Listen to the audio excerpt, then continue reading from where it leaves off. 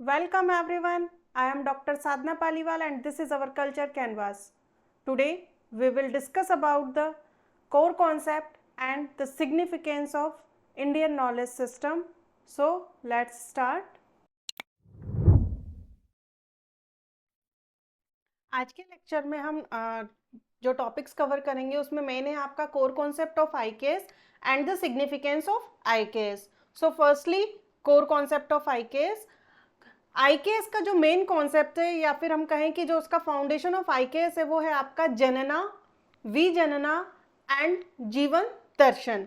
These are the key foundations of Indian knowledge system. First jnana. Jnana means gyan. It means अगर हम इसको English term में करेंगे तो नॉलेज.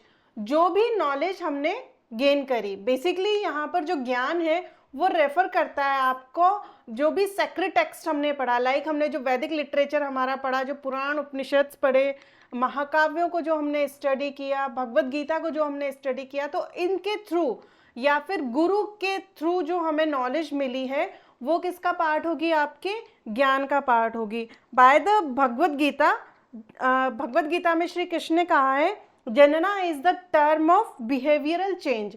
इट मीन्स कि जो भी नॉलेज हम गेन करते हैं, स्टडी जो हमारे टेक्स्ट हैं, जो हमारा लिटरेचर, उसको स्टडी करने के बाद में जो भी नॉलेज हम गेन करते हैं, तो नॉलेज को गेन करने के बाद में हमारे बिहेवियर में जो चेंज होता है वही किसका पार्ट है? आपके ज्ञान का पार्ट है. इट मीन्स अगर हमने उस नॉलेज को अप्लाई नहीं किया अपनी बॉडी पर तो वो नॉलेज हमारे लिए यूजफुल नहीं होगी. सो जो नॉलेज है वो किस में डील करती है? स्पिरिचुअल थिंग में डील करती है. नेचर ऑफ स्पिरिचुअलिटी यानी कि ब्रह्म, what is reality, what is truth, इन सभी कॉन्सेप्ट्स को लेकर के जो है वो हमारा नॉलेज और जो हमारा ज्ञान है वो वर्क करता है. Next is vijnana. Vijnana means vigyan. जैसे जो जनना है इट्स अ थ्योरिकल कॉन्सेप्ट, जो भी नॉलेज हमने गेन की. अब यहाँ पर विजनना या विज्ञान के थ्रू हम क्या कर रहे हैं?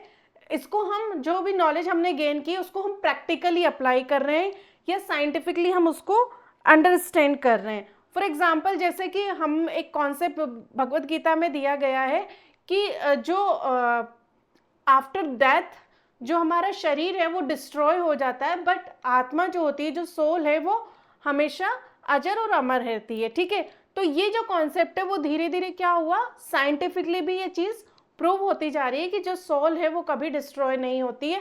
और ये कॉन्सेप्ट हमारे जो भगवत गीता है उसमें काफ़ी पहले मेंशन किया गया. इसी टाइप से नॉलेज में हम देखते हैं कि जैसे बेसिकली हम स्टडी करते हैं या पढ़ते हैं कि water is essential for the life. ठीक है, अब लेकिन वो कैसे हमारे लिए ज़रूरी है, हमने उसको प्रैक्टिकली देखा कि अगर हम पानी नहीं पिएंगे तो हम सर्वाइव नहीं कर सकते. ठीक है, तो सर्वाइव करने के लिए हमें क्या करना पड़ता है? Drinking water. ठीक है, तो इट मीन्स नॉलेज था कि पानी वाटर के लिए, बॉडी के लिए ज़रूरी होता है, जीवन के लिए ज़रूरी होता है, लेकिन किस टाइप से? वो हमारी बेसिक नीड्स को फुलफिल करता है. तो ये क्या है? उसका एक प्रैक्टिकल एस्पेक्ट है. सो विजनना या विज्ञान अगर हम कहें तो जो भी नॉलेज हमने गेन की उसको साइंटिफिकली अंडरस्टैंड करना, उसको प्रैक्टिकली और एक्सपेरिमेंटली अप्लाई करना, वही हमारे विजनना का पार्ट है. And the next is the जीवन दर्शन. जीवन दर्शन में it's the philosophy of life, जिसमें बेसिकली हम किसको स्टडी करते हैं कि यूनिवर्स के बारे में, रियलिटी के बारे में, कि यूनिवर्स का ओरिजिन कैसे हुआ, what is truth, what is परब्रह्म, जीव जगत और ब्रह्म का ये जो कॉन्सेप्ट है, मतलब जीव एज अ ह्यूमन बीइंग, जगत जो उसके आसपास का पूरा एनवायरनमेंट या जो एटमॉस्फेयर है वो, एंड द परब्रह्म जो एक अनविजिबल है. ठीक है, तो ये जो रियलिटी है, ये जो कॉन्सेप्ट है, इसको बारे में जो समझना या जो उसको स्टडी करना, वही हमारी दर्शन या फिर फिलॉसफी का पार्ट होता है. सो अब हम देखें तो ये तीनों पार्ट जो हैं, जनना, विजनना एंड जीवन दर्शन, ये तीनों जो है वो एक दूसरे से इंटरकनेक्टेड है. और जो भी हम नॉलेज गेन करते हैं उसका ओवरऑल होलिस्टिक पार्ट है कि हमने चीज़ को, नॉलेज को गेन किया, उसको प्रैक्टिकली अप्लाई किया और फिर उसके बाद में हमारा जो थॉट है वो हमारा बदला. ठीक है, क्योंकि the philosophy of life mostly जो डील करता है वो लिबरेशन में डील करता है. मोक्ष के लिए वो आपको प्रिपेयर करता है या डील करता है, ठीक है। Next, emphasis on holistic development. जो हमारा इंडियन नॉलेज सिस्टम है वो ओवरऑल वेल बीइंग पर्सन या फिर ओवरऑल डेवलपमेंट के ऊपर फोकस करता है, जिसमें बेसिकली हमारा फिजिकल, मेंटल एंड स्पिरिचुअल, ठीक है, तीनों चीज़ों को हम ओवरऑल डेवलपमेंट में देखते हैं। फिजिकली में हमें स्ट्रॉन्ग जो मतलब लाइक एक्सरसाइज करवाना, योगा, मेडिटेशन करवाना। मेंटली हीलिंग के लिए हम मेडिटेशन एंड स्पिरिचुअलिटी से जुड़ते हैं, ठीक है, और स्पिरिचुअलिटी जो हमें परब्रह्म से जोड़ती है। तो ये तीनों चीज़ें कहीं ना कहीं एक तरीके से हमारे मेडिटेशन और योगा स्टडी का पार्ट है और तीनों एक दूसरे से जुड़े हुए हैं। अब इनको अगर हम देखें तो ये कई सारे सब्जेक्ट्स में या डिफरेंट डिसिप्लिन्स में हमें देखने को मिलते हैं, like yoga, Ayurveda and the Vedanta philosophy, ठीक है। जैसे योगा में हम देखते हैं तो योगा हमें फिजिकली फिट भी करता है, मेंटली भी स्ट्रॉन्ग करता है, एंड स्पिरिचुअलिटी मेडिटेशन के थ्रू कहीं ना कहीं हमें पीस और एक मेंटल हीलिंग प्रोवाइड करता है। आयुर्वेदिक मेडिसिन जो है वो हमारे वेल बीइंग या हमारी बेटर हेल्थ के लिए कई सारे होम रेमेडीज़ और आयुर्वेदिक ट्रीटमेंट्स प्रोवाइड करती हैं। हमारा भोजन, खान पान कैसा होना चाहिए, किन चीज़ों को हमें अपने डेली रूटीन लाइफ में अप्लाई करना चाहिए, ठीक है। एंड द वेदांता फिलॉसफी जो है, जिसमें हमारा वैदिक लिटरेचर, स्पेशली आपका जो षड दर्शन है और वेदांग है, वो स्टडीज़ आती हैं। तो ये आपको एज अ फिलोसफिकल पार्ट से जोड़ते हैं, जो कि आपको किससे कनेक्ट करता है, स्पिरिचुअलिटी से कनेक्ट करता है, and the connect with the truth and the reality. Okay, so these are the philosophical and the basic elements of the Indian knowledge system. Now harmony with nature. Indian knowledge system जो है, इसका next जो principal है वो किसके साथ में, nature के साथ में बैलेंस बना के रखना। मतलब हमारी जो नॉलेज सिस्टम है उसमें जो प्रैक्टिसेस अप्लाई की गई हैं, चाहे वो सोशल प्रैक्टिसेस हो या फिर आपकी जो फिलोसफिकल हो या फिर हमारा जो थियोरिटिकल स्टडीज़ हो, वो बेसिकली हमारे नेचर के साथ में बैलेंस बनाने के ऊपर वो वर्क करती है। फॉर एग्जांपल, जैसे हम हमारा जो सस्टेनेबल एग्रीकल्चर प्रैक्टिसेस को हम ले सकते हैं कि एंशिएंट टाइम से ही हमारे यहाँ पर ऑर्गेनिक फार्मिंग में डील किया जाता है, क्रॉप रोटेशन, ये शिफ्टिंग फार्मिंग, ये सही कई सारे हमारे कॉन्सेप्ट्स हैं जो कि आज के टाइम में उनको अप्लाई किया जा रहा है। नीम को एज हम नेचुरल पेस्टिसाइड्स के रूप में यूज़ करते हैं, ठीक है। तो बायोडिग्रेडेबल कंपोनेंट्स को यूज़ किया जाता है, ऑर्गेनिक फर्टिलाइजर्स को हमारे यहाँ एग्रीकल्चर में यूज़ किया जाता था। तो जितनी भी हमारी पुरानी एग्रीकल्चर की टेक्निक्स थी उनको फिर से क्या किया जा रहा है, ये हम आज के टाइम में फिर से यूज़ कर रहे हैं। तो हमारी जो एग्रीकल्चर प्रैक्टिसेस थी, water harvesting system and water conservation की जो टेक्निक्स थी, वो नेचर के साथ में बैलेंस बनाने के लिए थी, ठीक है, कि हमारी जो भी सोशल एक्टिविटीज़ या फिर जो भी हमारी एक्टिविटीज़ होती थी वो नेचर को कहीं भी हार्म नहीं करती थी। दूसरा हमारा जो मेन रहता था कि हम हर एक चीज़ का, जितने भी लिविंग बींग्स हैं उनका हम रेस्पेक्ट करते थे। तो इन कॉन्सेप्ट्स में हमारा जो है इंडियन नॉलेज सिस्टम वर्क करता है। अब जैसे मैंने बोला concept of all living beings, ठीक है, तो यहाँ पर हम सिर्फ ह्यूमन बींग्स की ही बात नहीं करेंगे। अर्ली वैदिक पीरियड में हमें एविडेंस मिलते हैं कि हमारे यहाँ पर नेचर की पूजा की जाती थी, ठीक है।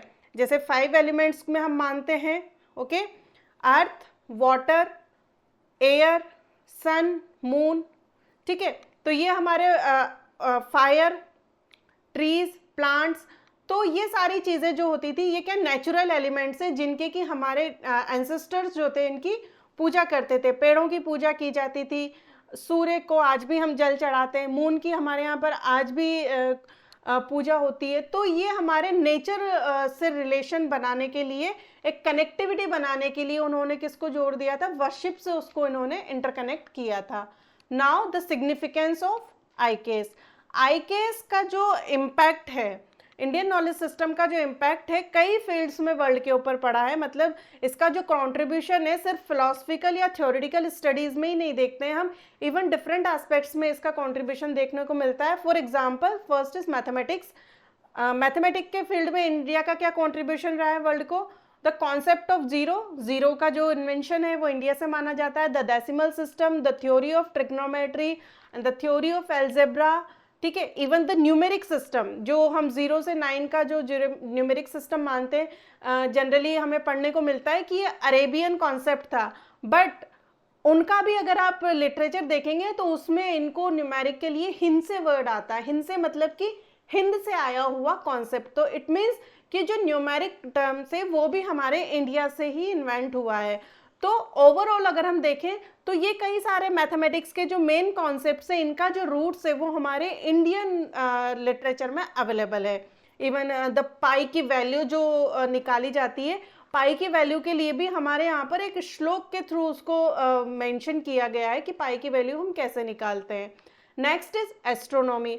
जो इंडियन एंसेस्टर्स थे उनका जो मेन रोल रहा है वो एस्ट्रोनॉमी के फील्ड में भी रहा है। तो जो हमारे जितने भी एस्ट्रोनॉमर्स थे उन्होंने काफ़ी पहले ही हमारे सोलर सिस्टम के बारे में स्टडी किया, उसको समझा, प्लैनेट्स के बारे में स्टडी किया, कॉन्सेप्ट ऑफ टाइम को उन्होंने देखा, रोटेशन ऑफ अर्थ, ठीक है, प्लैनेट्स को स्टडी किया। इसीलिए तो हमारे यहाँ पर पहले से ही सूरज की, ठीक है, मून की, प्लैनेट्स के बेस पर आप देखिएगा कि जो टाइमिंग है, मतलब पहले के जो लोग होते थे अगर आपने देखा हो तो सन की पोजीशन के बेस पर क्या करते थे, टाइम का पता लगाते कि सन की पोजीशन अगर इस डायरेक्शन में है तो अब क्या टाइम रहा होगा। तो ये प्लैनेट्स के बेस पर उन्होंने ऑलरेडी काफ़ी सारे चीज़ों को स्टडी कर रखा था। इवन उनका जो ज्योतिष शास्त्र था, जो उनका वास्तुशास्त्र था, वो भी हमारे सोलर सिस्टम और प्लैनेट्स के बेस पर ही रहता था। Next is philosophy. Indian philosophy ने जो वेस्टर्न फिलोसफर्स हैं उनको भी कहीं ना कहीं इन्फ्लुएंस किया है, specially in the area of ethics and the metaphysics. Okay, ethics में जैसे हमारा वैदिक literature, specially Rigveda, Yajurveda, okay, Atharvaveda, Ayurveda को स्टडी किया जाता है, अर्थशास्त्र को स्टडी किया जाता है। हमारे जो पुराण है, भागवत पुराण, मत्स्य पुराण, सबसे प्रेजेंट टाइम में अगर हम देखें तो सबसे ज़्यादा जो वर्क हो रहा है वो हमारी भगवत गीता के ऊपर हो रहा है और रामायण के ऊपर स्टडीज़ की जा रही है। तो इवन हमारा जो सांख्य दर्शन है, ठीक है, तो कई सारे हमारे ऐसे फिलोसफिकल एस्पेक्ट्स हैं जिन्होंने कि वेस्टर्न जो राइटर्स हैं या वेस्टर्न स्कॉलर्स जो हैं उनको अपनी तरफ अट्रैक्ट किया है। And the metaphysics. मेटाफिजिक्स एक फिजिक्स जो प्रैक्टिकल में डील करता है, जिसका कि प्रैक्टिकली हम सॉल्यूशन निकाल पाते हैं। मेटाफिजिक्स फिजिक्स से भी परे है, मतलब कि जहां हम ये सोचने पर मजबूर हो जाते हैं कि इसका ओरिजिन कैसे हुआ, ठीक है, what is truth and what is reality. तो ये है metaphysics. And next is the medicine. Medicine जो है, मेडिसिन में हमारा आयुर्वेदा जो है वो एक ट्रेडिशनल सिस्टम है इंडियन मेडिसिन का, जिसमें हम कई सारे मेडिसिनल प्लांट को स्टडीज़ करते हैं, ठीक है। और प्रेजेंट टाइम में हमारे कई सारे जो मेडिसिनल प्लांट हैं और जो आयुर्वेदिक ट्रीटमेंट है या आयुर्वेदिक मेडिसिन हैं, इनका use modern health care system में लिया जा रहा है, ठीक है। जैसे तुलसी को यूज़ किया जा रहा है, हमारे जो नीम है, टर्मरिक है, आंवला है, ठीक है। कई सारे ऐसे मेडिसिनल प्लांट हैं जिनको कि as a Ayurvedic modern health care system में इनको अप्लाई किया जा रहा है और इनके ऊपर बड़ी बड़ी रिसर्च मेडिकल कंपनीज जो हैं वो इनके ऊपर रिसर्च कर रही हैं और वर्क कर रही हैं। So these are the main significance of IKS। Next, ये कुछ रेफरेंसेस दे रखे हैं आपको, तो आप इन बुक्स को रेफर कर सकते हैं इंडियन नॉलेज सिस्टम के एक बेसिक कॉन्सेप्ट की स्टडी के लिए। Okay, thank you all of you.